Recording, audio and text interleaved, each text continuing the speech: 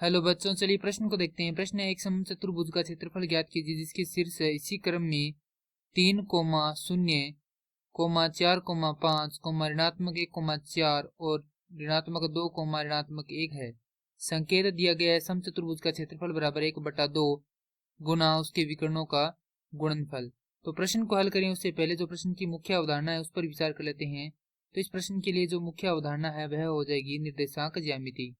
अर्थात हम यहाँ पर यह देखेंगे कि निर्देशांक ज्यामिति क्या होती है। तो निर्देशांक ज्यामिति किसी बिंदु को निर्देशांकों द्वारा दर्शाना निर्देशांक ज्यामिति कहलाता है।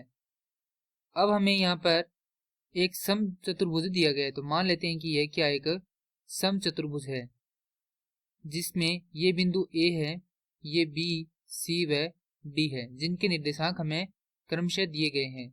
तो यदि हम यहाँ पर AC और BD ज्ञात कर लें तो हमारे पास क्या आ जाएंगे, समचतुर्भुज के विकर्ण आ जाएंगे।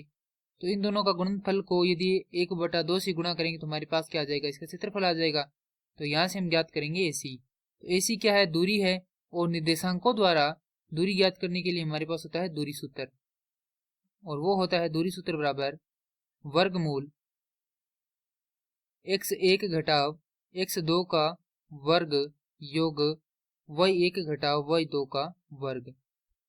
तो सबसे पहले हम यहाँ पर ज्ञात करेंगे AC। तो AC बराबर आएगा वर्गमूल। अब सबसे पहले यहाँ पर लिखेंगे बिंदु A के निर्देशांक हैं 3, 0, B के निर्देशांक मान लेंगे यहाँ पर 4, 5, C के मान लेंगे यहाँ पर C बराबर हो जाएगा ऋणात्मक 1, 4। उसी प्रकार D के मान लेंगे हम यहाँ पर ऋणात्मक 2, ऋणात्मक 1।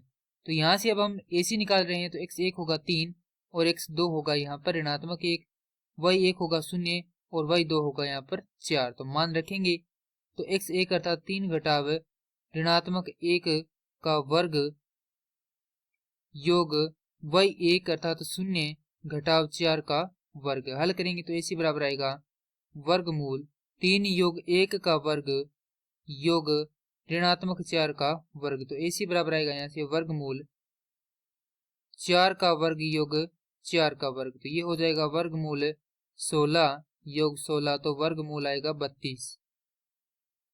AC बराबर जब इसको हल करेंगे तो हमारे पास आएगा यहाँ से 4 वर्गमूल 2 इकाई। अब यहाँ पर ज्ञात करेंगे BD।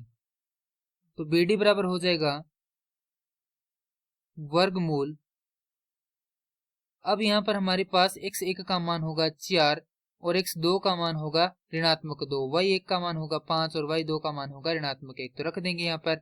तो x1 अर्थात 4 घटाव ऋणात्मक 2 का वर्ग योग y1 अर्थात 5 घटाव ऋणात्मक 1 का वर्ग। अब इसको क्या कर लेंगे, हम यहाँ पर हल कर लेंगे। तो हमारे पास आएगा BD बराबर वर्गमूल 4 योग 2 का वर्ग योग 5 योग 1 का वर्ग।